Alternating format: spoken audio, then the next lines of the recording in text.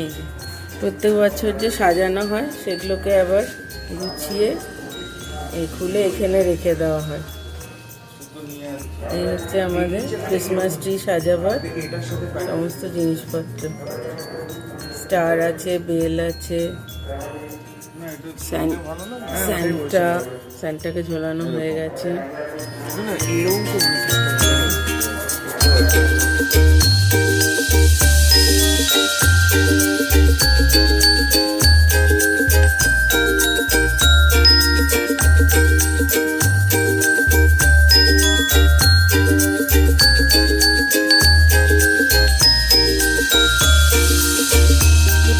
বন্ধুরা, কেমন আছেন সবাই? আশা করি সবাই খুব ভালো আছেন। আজকে 25শে ডিসেম্বর, যীশুখ্রিস্টের জন্মদিন। সবাইকে জানাই মেরি ক্রিসমাস। আজকের দিনটা খুব আনন্দ করে কাটান, এই শুভকামনা জানিয়ে আজকের ভিডিওটা শুরু করছি।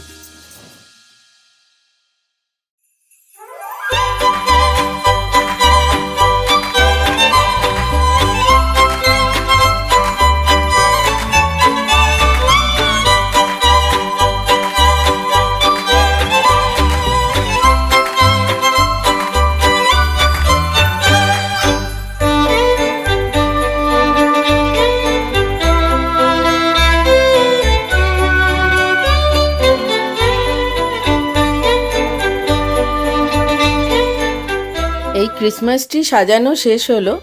এবার চলুন আপনাদেরকে আমার ছাদের বাগানটা একটু ঘুরে দেখাই।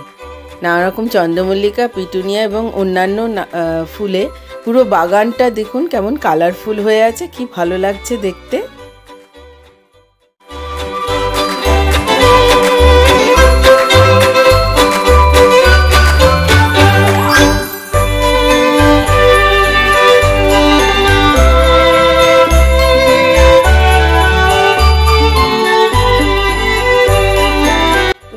ডিসেম্বর আজকে ছুটির দিন, সবাই মোটামুটি বাড়িতে আছে।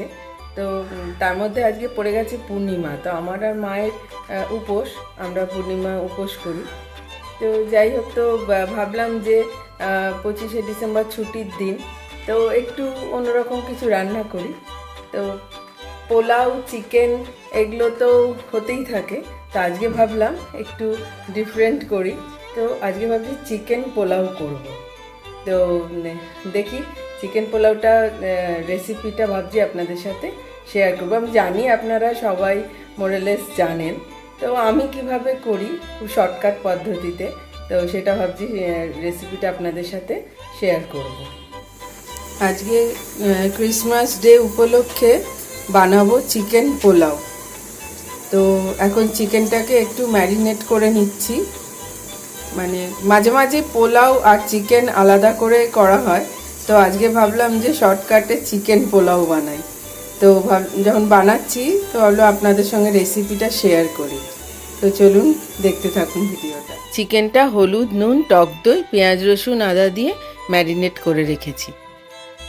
পোলাও করার জন্য যে বাসমতি চালটা নিয়েছি ওটাকে 10 মিনিটের জন্য জলে ভিজিয়ে রেখে দিলাম। কড়াইতে একটু সাদা তেল দিয়ে নিলাম। আর যেহেতু পোলাও বানাচ্ছি তো পোলাও গন্ধটা ঠিকঠাক আসার জন্য তেলের মধ্যে একটু গোটা দারচিনি দিয়ে দিচ্ছি। এই কড়াইতে চিকেনটা ছেড়ে দিলাম।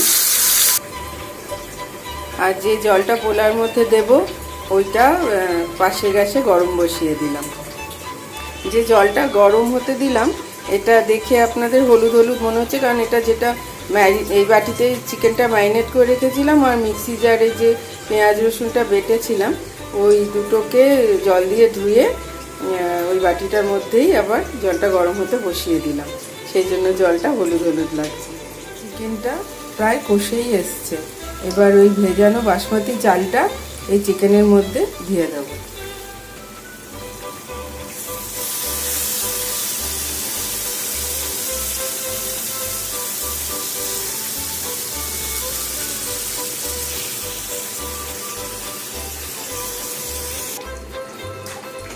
বাসমতি চালটাকে চিকেনের সাথে মিশিয়ে দিলাম। তো খানিকক্ষণ কষে গেলে তারপরে ওই যে পাশে জলটা গরম হতে বসিয়েছি ওই জলটা দিয়ে দেব।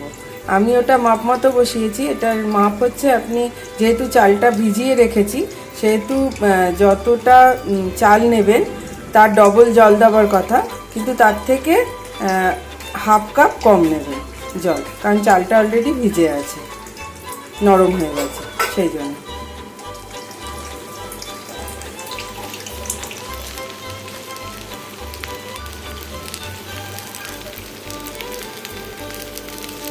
চালটা মশলার সাথে কষে গেছে।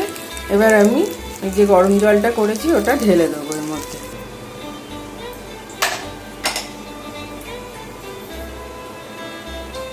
জলটা দিয়ে আন্দাজ মতো চিনি দিয়ে দিলাম।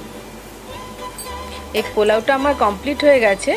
এবার আমি এর মধ্যে ঘি দিয়ে একটু চাপা দিয়ে রেখে দিলাম।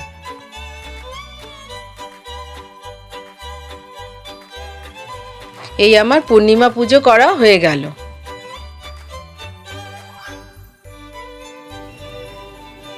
এবার আমি ক্রিসমাস কেক বানাবো, তার জোগাড় যন্ত্র নিয়ে নিয়েছি।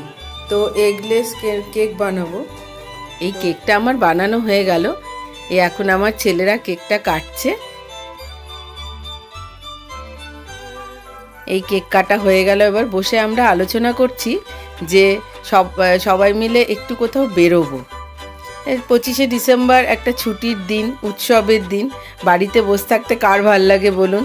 মনে হয় কোথাও থেকে একটু ঘুরে আসি, ঘুরে এলে মনটা ভালোই লাগবে। এই আমরা বেরিয়ে পড়লাম। আর পুরো কলকাতা দেখুন, পাটুলি, পার্ক স্ট্রিট এবং ভিক্টোরিয়া এইসব দেখার উদ্দেশ্যেই বেরিয়েছি। এবং চারিদিকটা আলোয় আলোয় ভরে গেছে।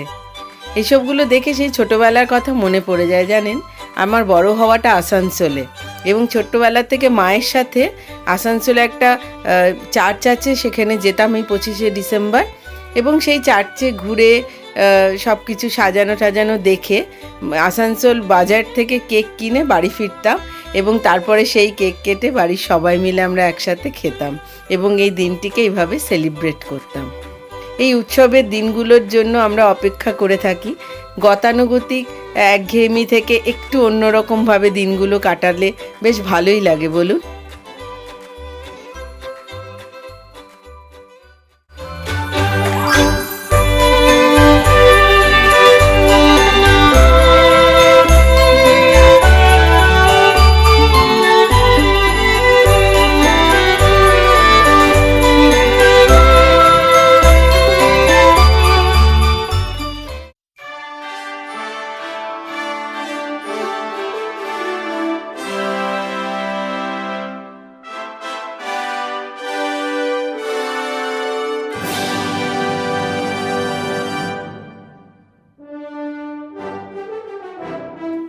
তাহলে আজকে এই পর্যন্ত।